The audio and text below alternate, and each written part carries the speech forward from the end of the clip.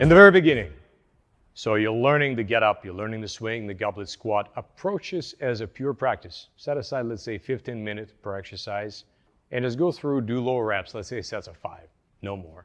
Try to learn something, don't try to get smoked. All you're trying to do is learn the moves. Once you finally have learned the moves, then you're ready to progress to our beginner to intermediate programming. And the way it's set up is you're gonna be doing heavier weights for you, for low reps, for an extended period of time. And always pass the talk test before your next set, which means you always can complete the sentence. And in this manner, you're gonna be progressing to more sets with the same heavier weight, moderately heavy weight, while always passing this talk test. And finally moving to a heavier weight.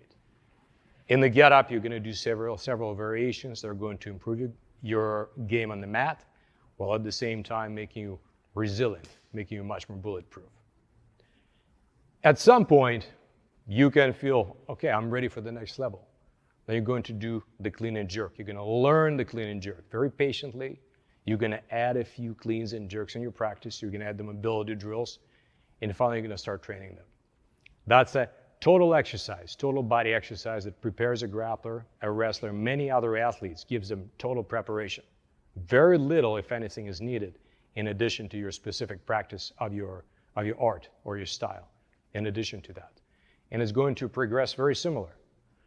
Approximately once a minute, you're going to do a set of very low reps. And you're gonna keep going, keep going, keep going. Then you're gonna add more sets in the same manner, and you're gonna pass the talk test.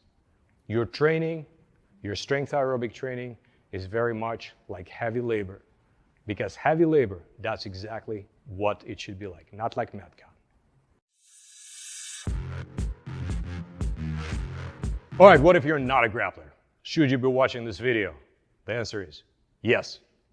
All these moves are not, some of them are SPP1, which means they have direct carry over to the mat, but all these exercises also have the very powerful GPP effect, which means if you're practicing the swings, the get-ups, the cleans and the jerks, your performance in most athletic events is going to increase.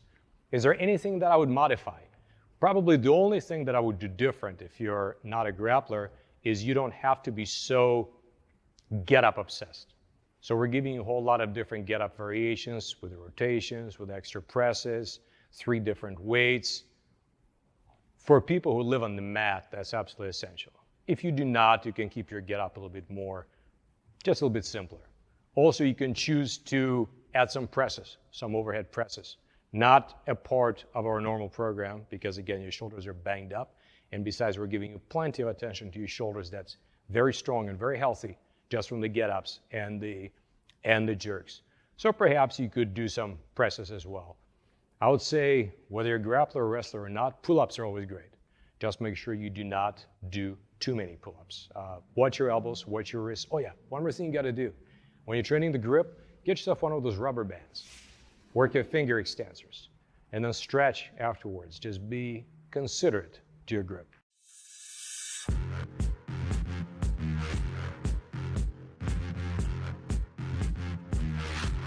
The clean. It becomes a powerful exercise for training your upper and lower body, and also it acts as a delivery system for overhead lifts, presses, jerks, push presses. Mike, please demonstrate.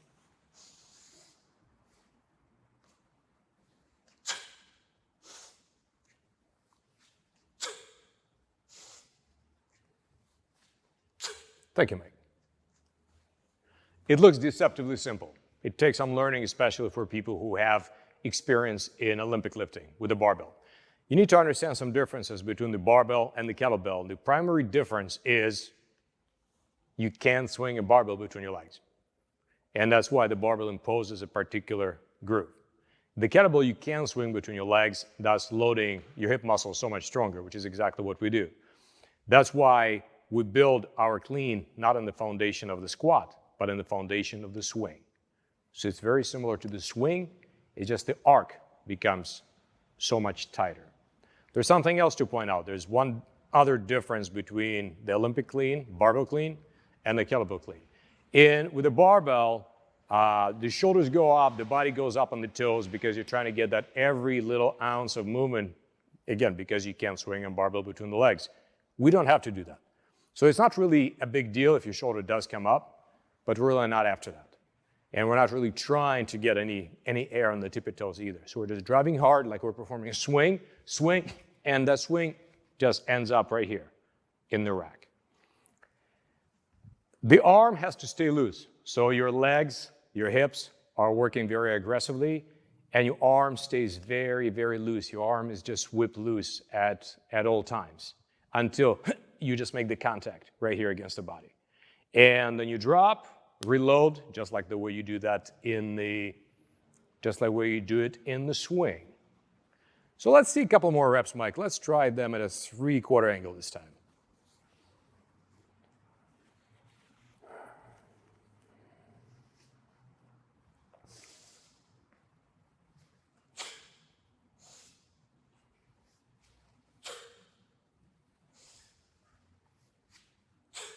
Thank you, Mike. Let's know the groove of the kettlebell.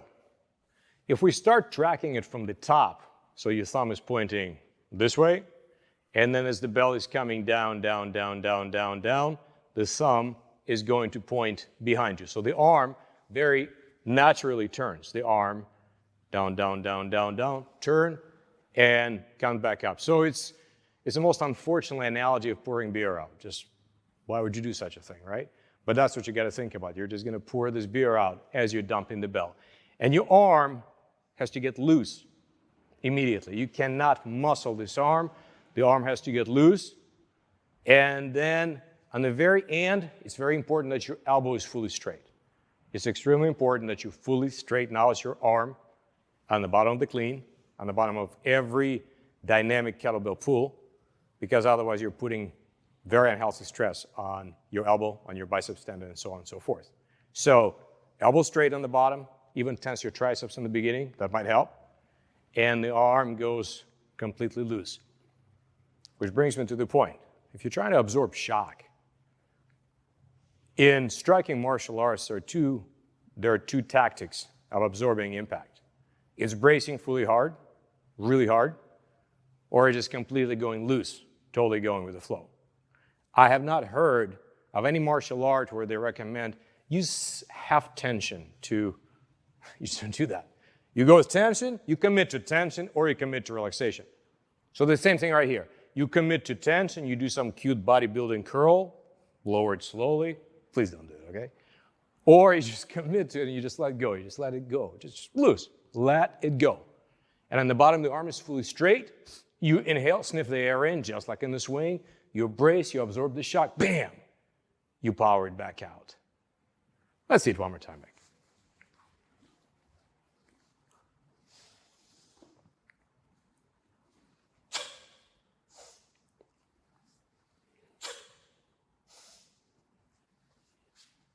Thank you, Mike.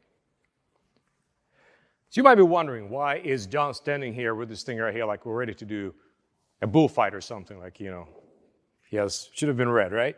So the reason for that is to teach you an important skill, or at least drive, not to teach it yet, but drive the point home. The clean, kettlebell clean, has to go very tight against your body. You should not be casting the bell way out in front of you. So you pretty much envision that you're standing in front of a wall. So John is going to make this wall for him.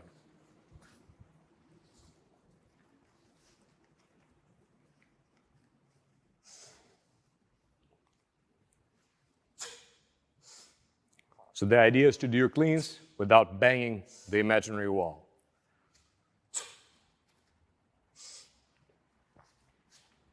Thank you, gentlemen. So that's the clean in general. This is the goal. How do we learn it? How do we start with it? We start with the cheat clean.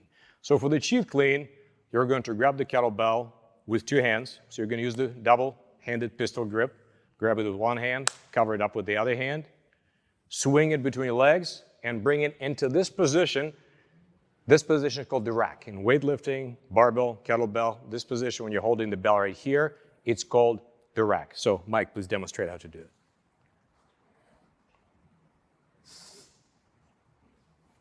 And just stay right here. Now let go.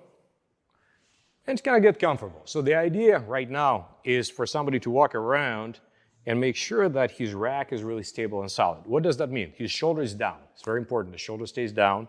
There is a contact where his lats are tight right here.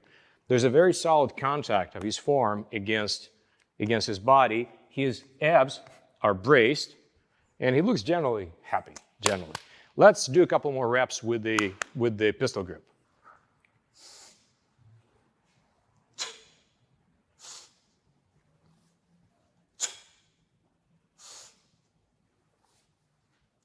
And park. So you're practicing this pistol grip, single kettlebell clean, and you're starting to feel the groove. Oh, so it goes in this nice tight groove against my body. It's a nice tight arc. I'm not casting it out very far. My weight is staying nicely on the heels. Feels just like the swing. I'm bracing on the top. I'm getting ready to absorb this weight right here. Okay, starting to feel good. So the way we transition from the assisted cleans to single arm cleans is to start letting go of the kettlebell only on the way up. On the way up, you're going to let go. On the way down, you're going to still use your hands. So you're going to start feeling loose on the way up. When you're starting pretty feel loose on the way up, then you're going to start releasing it with the other hand. Before you know it, bang, you got a clean. And once you have the clean, you can progress to some overhead lifts like jerks, push presses, or rather push presses and jerks. The double clean, now that's going to get your attention. Park two bells side by side, turn the handles in a V shape. Later on, you're going to adjust whichever way you want to go, this way, that way, whatever feels comfortable for you. Same thing is true for single cleans as well. Assume a stance that's wide enough not to bang yourself on the knees with the passing kettlebells. So again, for any double kettlebell drills with the two bells that go between your legs, whether it's cleans or swings, stand wide enough not to bang yourself, but not any wider. Otherwise, comfortable stance. And then the rest of it, you know the drill. John, let's see it.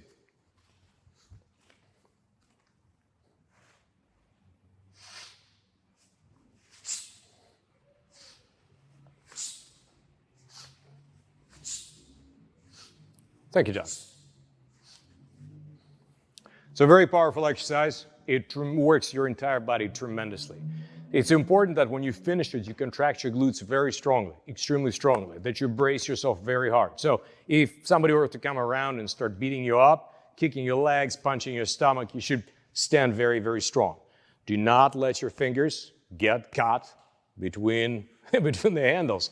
So it's best to spear the hands through and then close the hands afterwards. So pause, drop the bells, and carry on. Keep in mind that there's a lot of weight right here. Obviously, you're not going to start with heavy weights, but still, take two bells versus one. When you're dropping them, if you drop them too far forward, you might have a problem with your back. You don't want that. So if for whatever reason you start going your toes, ditch the bells.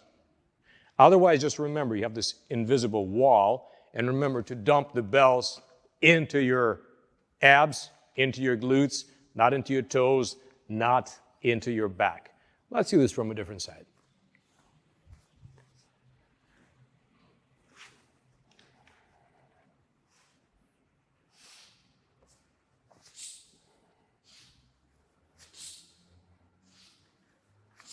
Thank you, John.